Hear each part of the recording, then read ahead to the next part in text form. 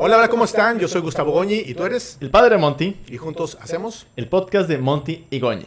Y el día de hoy vamos a hablar de un temazazo también, como siempre les decimos, porque tiene que ver con los cismas. ¿Qué es un cisma? ¿Para qué sirve? ¿Cómo se come? Comenzamos.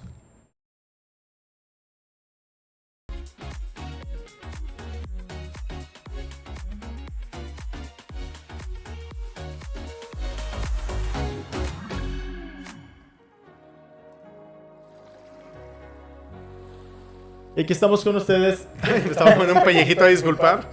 Monty y Goñi. Aunque estamos... Bueno, ya con esta misma introducción ya te das cuenta que esto no es como un espacio así tan formal, tan serio. O yo estoy en mi libertad de ser humano, aunque soy sacerdote, por supuesto, con mi gran amigo Gustavo Goñi. ¿Cómo estás? Y lo dices bien, grandes amigos, lo quiero mucho, además lo respeto y por supuesto que yo también estoy a favor de Dios porque creo en Él. Entonces, un tema que también ha calado mucho y que de pronto no alcanzamos a entender porque es una frase de pronto que repetimos mucho, ahí viene un cisma y la gente ni tiene idea que es un cisma. Vámonos a la historia porque sé que te encanta. ¿Qué es un cisma? ¿Qué es un cisma? ¿Qué entendemos por un cisma? Bueno, primero, un cisma, la palabra cisma viene del griego división.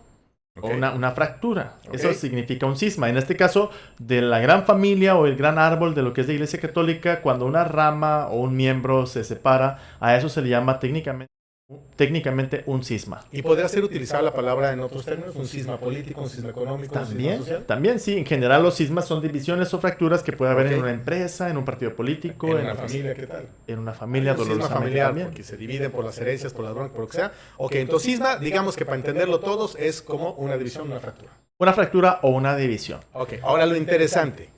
Ha habido cismas en la Iglesia Católica, la cristiana, la que empezó Jesús de Nazaret, que han sacudido, han simbrado y algunos dicen que incluso han cambiado o han desvirtuado, no lo sé. Por eso tenemos aquí al señor Monty para que nos aclare eso. Échale desde ahí. Oigan, pero es que yo siempre digo lo mismo, que la historia no es mi fuerte. O sea, la historia no es su fuerte. Permítanme, pero entonces nos vamos a ir y se remonta como al siglo III y aquí estamos todos así como calabaceando un rato en lo que el señor termina de contar la historia y luego ya. Bueno, entonces yo, por eso, a ver, ustedes googleen y como dices tú, Goñi, pongan en duda todo lo que yo digo, investiguenlo. Lo y que digamos, todo el mundo, todo lo que y digamos. fúnenme con el sabido de que yo no soy un historiador. Siempre repites eso.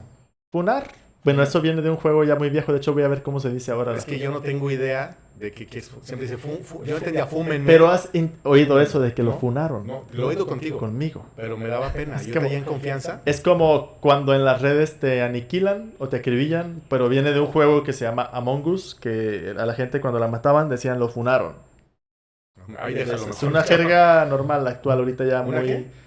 Jerga. Jerga. Es una Es que terminología. de pronto estoy medio sordo, entiendo ¿Cómo otras eres? cosas. Como eres, Goñi, Ok, Dios te ayude. Es Bueno. una jerga y Confiésate, fúnennos pues, o fúnenme, o fúnenlo, no sé qué. Ya nos fuimos. ¿Qué es un cisma? Un cisma. El primer cisma importante de tu iglesia, que es mi iglesia y la de mucha gente, ¿cuándo fue? El primero. ¿Fue con Lutero? No, el primer ¿Antes? cisma no fue con Lutero. De hecho, existe un cisma en el siglo X, bueno, en 1054, que ya viene siendo técnicamente el siglo XI, el cisma con Miguel Cerulario, que se da entre la iglesia de Oriente y de Occidente. Hubo uno ¿Qué? mucho antes. Mucho antes de ese cisma. Creo que no sabe de historia. Mucho antes hubo un cisma en los seguidores de Jesús de Nazaret, A ver, en sus apóstoles. ¿quién? Dicen, no es cierto, no sé, claro que no. Bueno, cuando este muchachito traicionó a Jesús, Judas, es un cisma, ¿no? Mira, mi hermano. Lo siento. Les vamos a dar un dato. Cuando decimos, mira, mi hermano, es como, mira, es como exhibirnos de, ay, no seas taruguito. por No, te faltan datos. Mi decir. hermano. Yo tengo otros datos. Lo que pasa es que un A mí cisma la no hermana de es... Judas me contó. Es que está interesante. Un cisma, qué bueno que sacas el tema de Judas, el apóstol que traicionó a Jesús, porque un cisma no significa en sí traición. Cisma no significa estar en contra de. Porque los que se separan es porque piensan que ellos están bien, ellos tienen la razón. Oye, Pablo y Pedro tuvieron un mini cisma ahí cuando andaban divididones.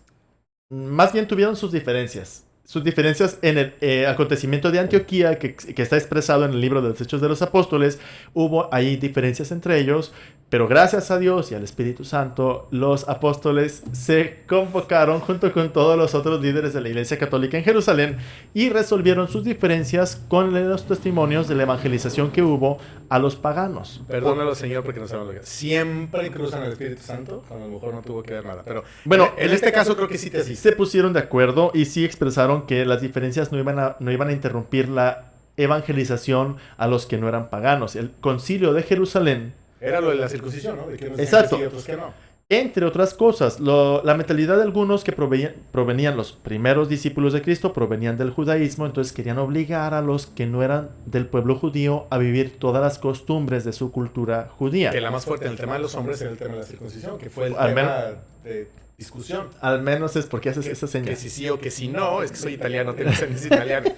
Hablo italiano, esta es la mejor muestra de que hablo italiano. Acuérdate que hay gente que nos escucha. Entonces, eso bueno, entonces estoy moviendo la manita para arriba y para abajo, entonces para que me evidencias. Manita italiana. Si no se están oyendo, moviendo la mano hacia arriba y hacia abajo, hacia arriba y hacia abajo. Eso quiere decir. Juntando los deditos, así como que. Prego. Okay. Pero bueno, el punto es que sí hubo un conflicto, un minicisma, porque entonces decían que sí tenían que estar circuncidados y otros que no, porque la ley de Moisés y que no sé cuánto. Entonces, pues, yo quién sabe si hubiera sido judío o no judío. No les voy a decir si sí o si no, pero. Tampoco te voy a preguntar si te hicieron la circuncisión, obviamente, ¿verdad? Al fondo. No, ni yo. En el fondo está en que. Ya eso que tú dices de un mini cisma, es que un cisma o es cisma o no es cisma. Vámonos.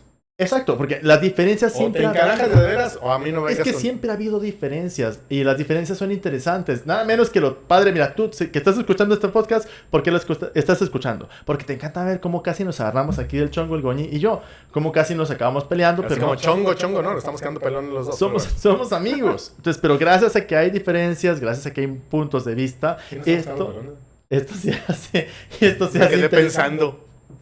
Gracias a que hay diferencias, esto se hace interesante. Entonces, hubo diferencias entre Pedro y Pablo, no un minicisma. Bueno, entonces, ahora que, por ejemplo, en la iglesia... al extremo, pero en la iglesia contemporánea... ¿no?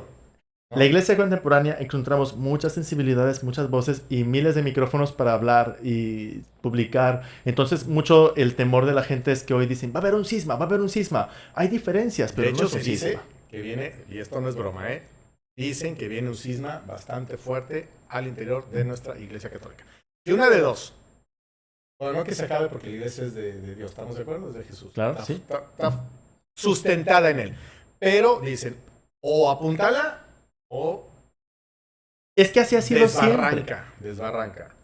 Goñe, mi hermano, es que siempre ha sido, en los 2000 años de historia de la iglesia, siempre ha sido así. Cada cisma ha sido un momento crítico en el cual se dice que la iglesia o crece o va a un esplendor o desaparece. Pero no, ha habido muchos cismas. Ok, habrá más pues, pero entonces, a ver, el cisma más sonado, que todo el mundo habla hasta nuestros días. Ajá, pues del protestantismo, por ejemplo, con Martín Lutero y con otros. Lutero. Ahora bien, un cisma no lo hace una persona que simplemente decide... Pelearse. Me voy a apartar de la iglesia, sino que comienza desde la jerarquía, desde los obispos o los presbíteros que deciden hacer una iglesia paralela, una división. Realmente eso es propiamente un cisma. Y el cisma se consolida ya de facto con todas las formalidades cuando se da la ordenación de sacerdotes, de obispos separados del Papa, separados de la comunión universal.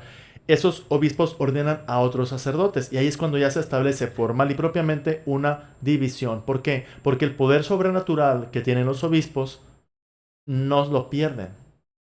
O sea, no lo pierden por el hecho de separarse del Papa, siguen teniendo el poder sobrenatural de bendecir, de dar sacramentos y de ordenar sacerdotes que son realmente sacerdotes, pero sacerdotes con una ordenación que es válida, pero ilegal desde el punto de vista de que ya no están en unión con todos los obispos de la iglesia. Buen punto, no sé si me expliqué en eso. Sí, me quedó tan claro que te voy a hacer otra pregunta. A ver. Entonces, es como pensar que un sacerdote nunca deja de ser sacerdote. Exacto, recibiste, por siempre. ¿Qué es el carisma? ¿Cómo se dice? El orden sagrado. El orden sagrado que viene de Dios, del Espíritu Santo. Sí. Aquí sí creo que es el Espíritu Santo el que entra en acción.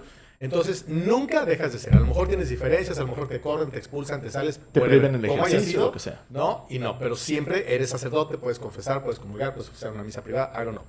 Esos ya son otros temas. Pero en lo otro, entonces, un obispo o varios obispos se separan y ordenan, entonces, pues sí están ordenando. A lo mejor fuera de la norma, pero exacto. Tienen el poder, ¿no? Igual, un sacerdote que se separa de la iglesia católica puedes seguir ofreciendo la Santa Misa con las mismas oraciones y con la intención de hacer lo que la Iglesia hace, que es el sacrificio del cuerpo y la sangre de Cristo, y esas hostias quedan consagradas de verdad. Porque no es tuyo, es del Espíritu Santo. Es del Espíritu Santo. Entonces, ese es un sacramento válido, pero es ilícito. Y el sacerdote, tristemente, aunque consume el cuerpo y la sangre de Cristo, no entra en comunión con todos porque está separado. Está separado. O sea, al menos administrativamente. Bueno, ya realmente en el cielo, quién sabe. pero es que espiritualmente hablando somos una familia, entonces si no estás unido, entonces estás separado, estás aparte. Esa es la perspectiva, la unidad es espiritual, entonces realmente las diferencias, insisto, las diferencias son completamente válidas, tienen su razón de ser, incluso no van a dejar de existir, pero el cisma es otra cosa muy distinta. El cisma ya es una separación en la cual, incluso, como decíamos en el tema de las herejías, el hereje piensa, yo tengo la verdad, el obispo, el papa se equivoca. El cismático también piensa, yo soy la iglesia verdadera, el papa, los obispos son traidores. Es todo un tema.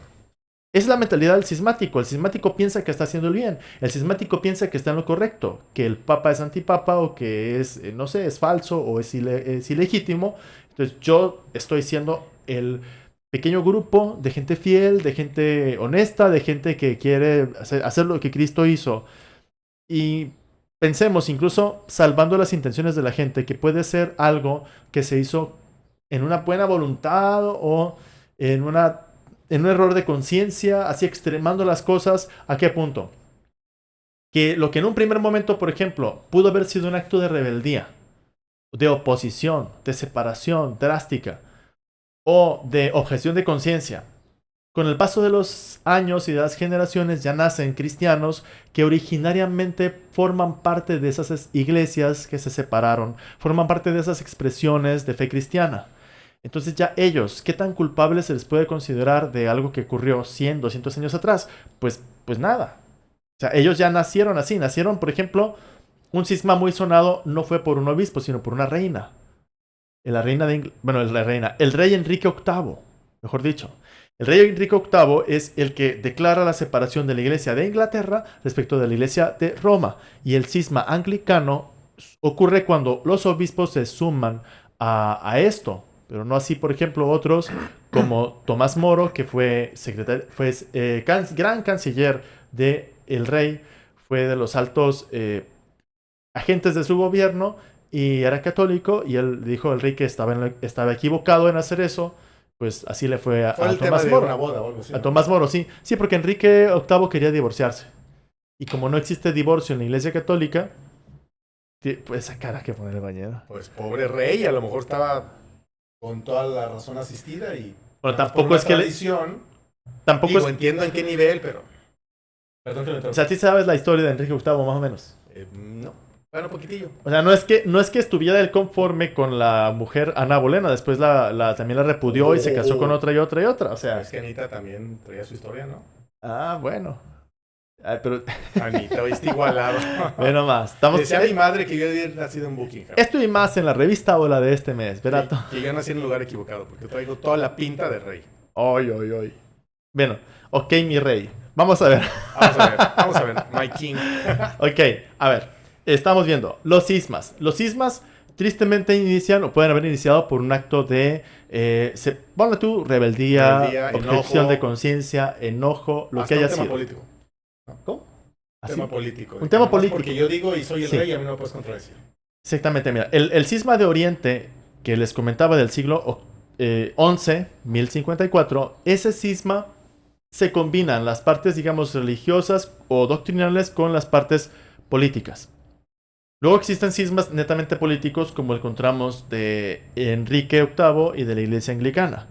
O por ejemplo, en tiempos más recientes, con la República China de Mao, encontramos el cisma de las iglesias nacionales, que ese evento también ocurrió en México. Con el nacimiento de las repúblicas modernas, se cuestiona mucho el por qué tenemos que depender nosotros como país de una fuerza o de un poder externo, como lo es el rey de Roma o el papa, o como le quieran llamar. Para independizarnos realmente, los sacerdotes mexicanos, por ejemplo, debemos ser aparte de los sacerdotes o del papa. No tenemos que depender de él. Es la mentalidad que tenía el republicanismo inicial de finales del 19, principios del 20. Entonces, por ejemplo, en México, Plutarco Elías Calles, no sé si tú sabías, funda la Iglesia Católica Mexicana. Y todavía existen templos de la Iglesia Católica Mexicana en la Ciudad de México y en otros lugares, que tú llegas y puedes pensar que es como cualquier parroquia, como cualquier iglesia, pero no tienen la conexión con el Papa, no tienen la conexión con Roma. Y entonces, en ese aspecto, los que han participado en esos sacramentos, los que han sido bautizados en esa iglesia separada, se reconoce la validez de su bautismo, pero o sea, objetivamente no son católicos, aunque sean bautizados. Igual que el bautismo de los anglicanos o de los presbiterianos o de otras de las iglesias de antigua tradición europea o de tradición oriental, como los ortodoxos griegos y otros más, o los ortodoxos rusos, que tienen una validez sagrada en sus sacramentos, pero están desconectados de la iglesia universal. Te reconozco, pero no te junto, para decirlo así como... Te reconozco, tenemos la misma sangre, aunque no nos llevemos como parientes. Somos parientes, pero...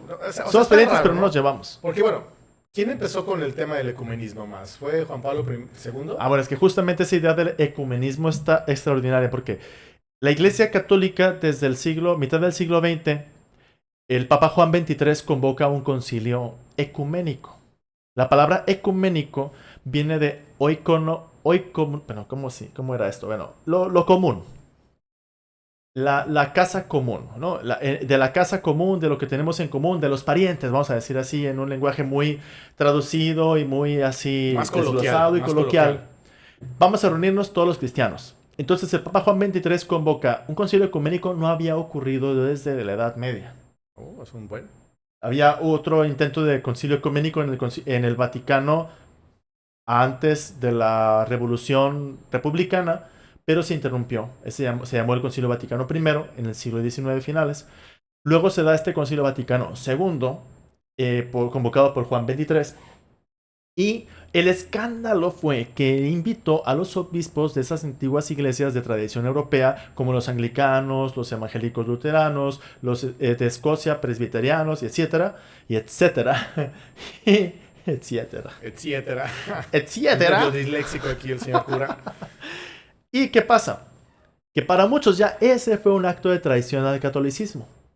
Y desde incluso antes de la primera sesión del Concilio Vaticano II hacen un cisma. Entonces, queriendo el Papa Juan XXIII, viendo lo que nos une, lo que nos conecta, en que nos ponemos de acuerdo, que pensamos más o menos igual. Ya desde este primer momento hubo quienes dijeron que eso era una traición y empiezan a decir que era un acto nefasto. Entonces, por ejemplo, el obispo Lefebvre es muy conocido en la historia de la iglesia como alguien que condenó el Concilio Vaticano II. Pero antes incluso de la condena de Lefebvre, otros han condenado concilios. Cada concilio es una expresión plena del catolicismo y de la identidad católica. Y cuando alguien en un concilio pues, se distancia, tiene su derecho a distanciarse, pero también la iglesia tiene derecho a decirle, tú ya dejaste de ser católico. Ya no es mi pariente. Dejaste... Pues sí. Córtala. Hay familias que se desintegran, se separan. ¿Es lo ideal? No, pero a veces es lo correcto. O al menos no hay de otra. Sí. Es que más que lo correcto y lo incorrecto, yo creo que no hay de otra. De los males, el menos. Si expresamos qué somos y tú no estás de acuerdo, estás derecho a no estar de acuerdo, pero ya no eres de los nuestros. O sea, tú mismo te estás definiendo aparte de lo que somos.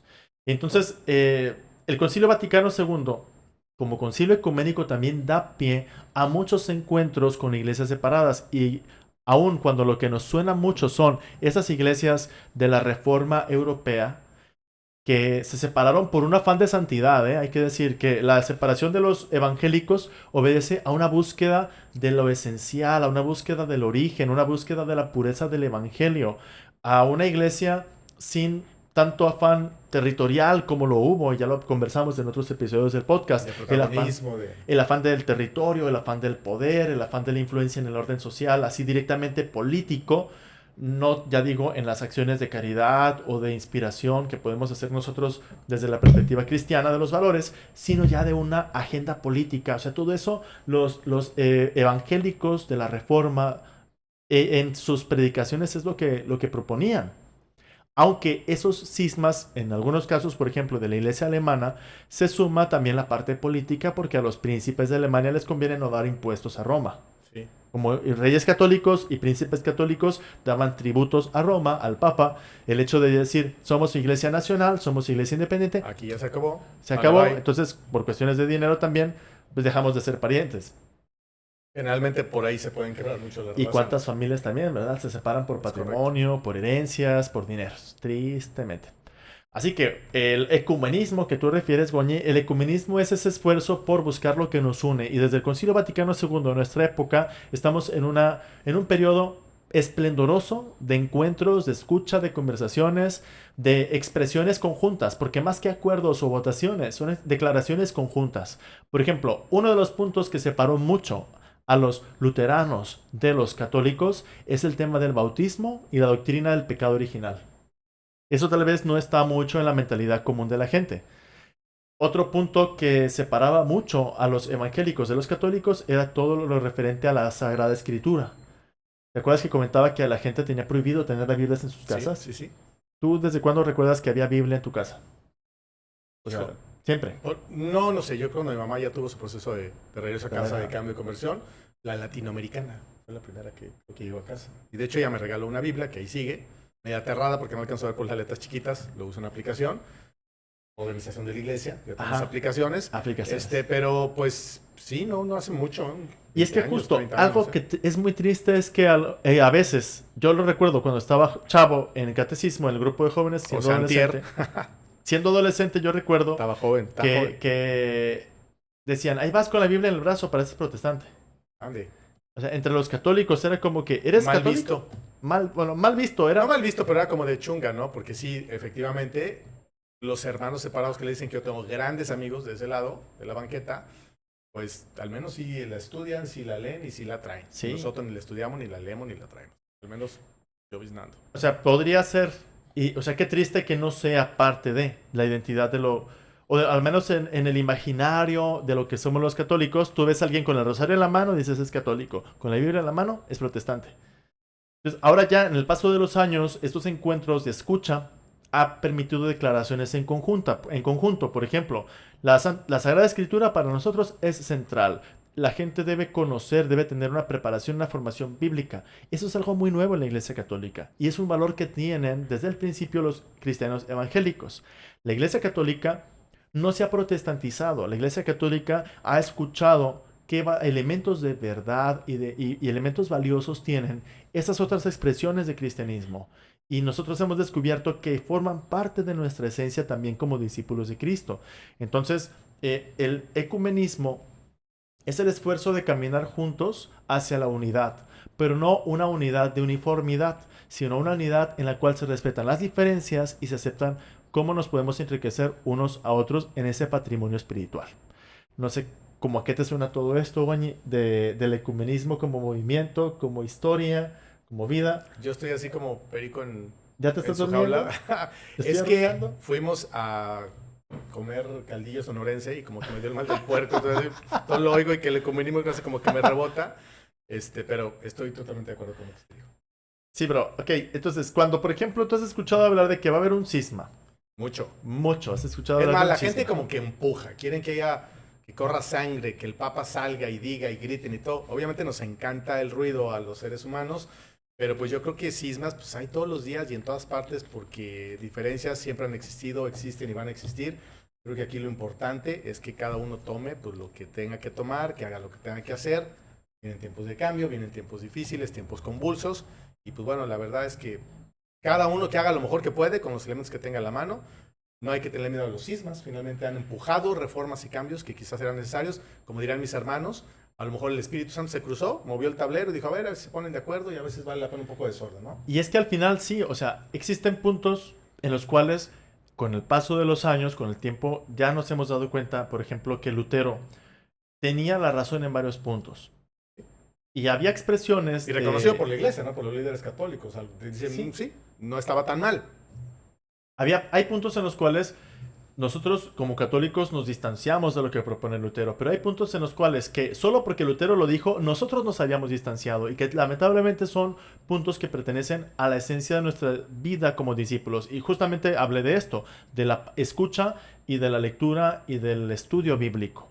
que, dicho sea de paso, los mejores estudiosos de la Sagrada Escritura a nivel científico provienen de esa gran tradición del cristianismo evangélico, del cristianismo protestante, que incluso Así es. la palabra protestante también a mí no me gusta nada. Es muy chocante. Es chocante. Lo más propio es decir cristianos evangélicos o cristianos no católicos, Sí, aunque porque no ni también. separados también está como raro, es como hacer, como pintar raya de que hay los separados. O sea, ellos pueden decir Porque uno no de se nosotros. separaron, porque no Claro. se separaron, porque ya nacieron en esa denominación, nacieron en una denominación cristiana no católica o Exacto. cristiana, simplemente cristiana evangélica. Cristiana evangélica, cristiana de todas las denominaciones que hay, que son muchas.